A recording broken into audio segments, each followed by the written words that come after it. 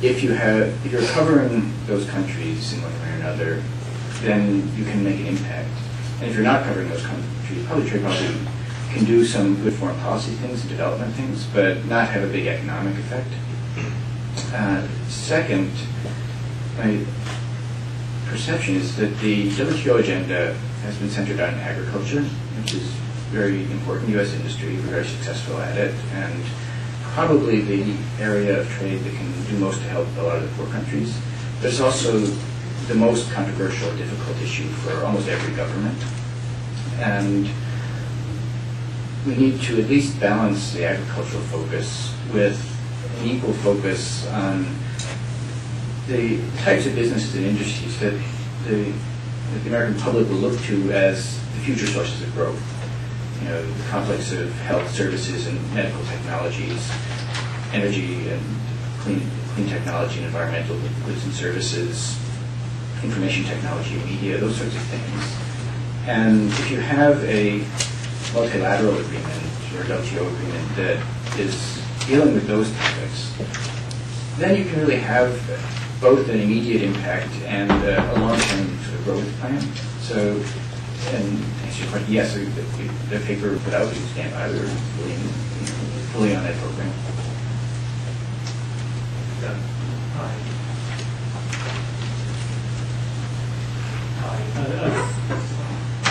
I'm a former employer. If I understood correctly, people were saying that the only prospect of this being done this year is most likely in a late session after the election.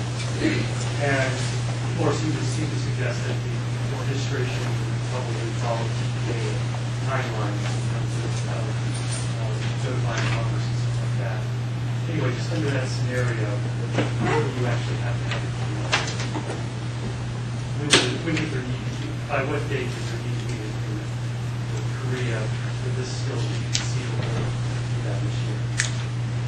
I think that goes directly to kind of the runway question of are we doing the legwork that would make that possible?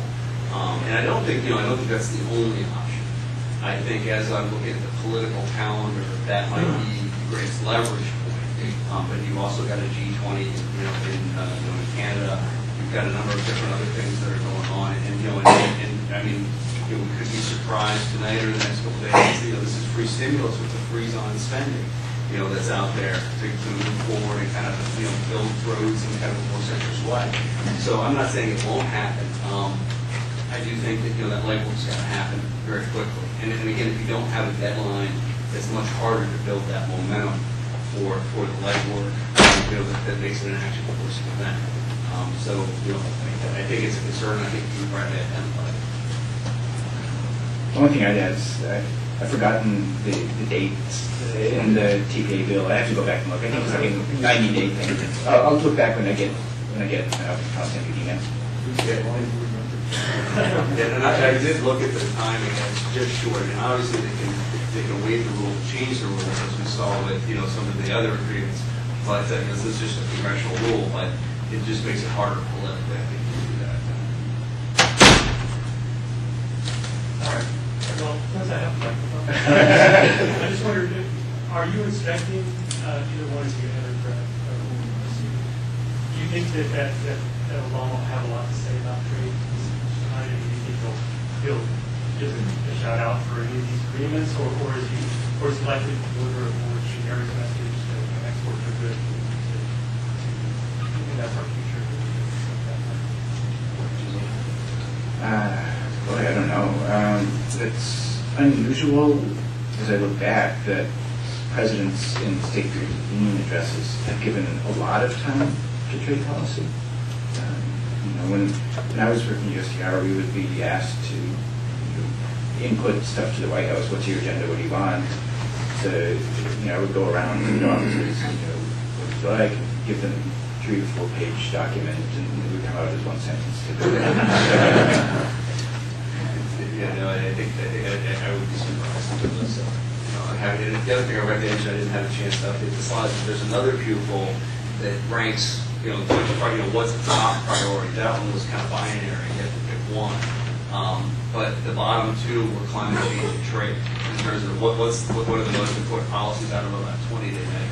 So I don't think it's a natural instinct from the political side that they're put it in there unless you're really kind of selling it as part of the water jobs or something else. We have time for one last question if there's one there. Okay. Thanks, Jay. I asked the staff to go and shoveler. Again, in the interest of full disclosure, I actually was one of the negotiators on the KORUS agreement, so I got students and names, everybody else is like, see the agreement passed at some point. I guess, see, this is a follow-up to your last point, and I'd like your thoughts on this as well. I understood from your comments earlier, Ed, that the onus was really more on the administration to articulate a sort of a top-down strategic view of its trade policy, both from the USTR, state treasury, and that would have a sort of action-forcing impact in getting the Hill motivated and getting the business sector motivated. Maybe I'm interpolating too much from your comments, but what I hear from my former colleagues at USTR and folks in the White House and others is that it's the political operation of the White House that's putting a kibosh on any efforts to sort of generate momentum for this agreement, because they don't see any political upside for the president or for the Democrats in Congress, particularly the House Democratic Congress, to be pushing trade because as Steve said, it's so low on the priority list. So how do you sort of unstick that problem? How do you get the political operatives in the White House to see that export promotion and promoted trade that is actually part of a pro-growth job creation program? Well, I don't know how to evaluate what the contacts at the USTR are telling you about the White House. But just to say, in general, my experience is that people in Congress and the public look to the president and to his top cabinet members to define U.S. national interest. What are our broad security goals? What threatens us and how do we deal with those threats? What are our hopes and how do we achieve them, whether they're in politics or economics? And when the president do that, it shapes the environment that Congress acts in. And that is, that's a political decision for the White House and the president personally to make. When do you step in and begin to do that? I think you raised some very good points, and it's kind of a chicken and an egg problem. I remember with FTAs, like the White House not wanting to send them up until they had the votes, and they say you're never going to have the votes until you send it up. So it becomes this dance of it takes both. It takes presidential leadership, and it takes a Hill process that they can find constructive ways to move forward. But to answer your specific question is how do you sell it? I mean, if you inverted those, if you looked at the other issues on there, I mean, number one is jobs, and probably not far behind there, and probably the top of outside of maybe domestic terrorism on the international agenda is kind of competing with Asia and dealing with globalization and those kind of challenges. So I think if you can frame it in that way, that's the best way to frame it strategically, about how this is going to increase jobs and also how we're losing out the competition. And the things that really, again, I think focus the mind of an administration is when you have to, the president comes out of the bubble and has to go on the world stage with the leaders in Asia like he had to do before, and they're all talking about trade and what they're doing to advance it, and they're kind of like, well, what's the U.S. strategy?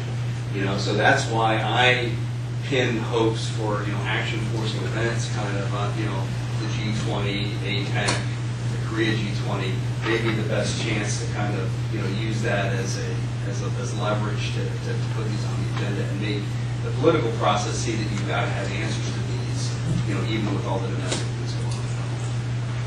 And with that, if you would join me in thanking Ed and Steve for a very enlightening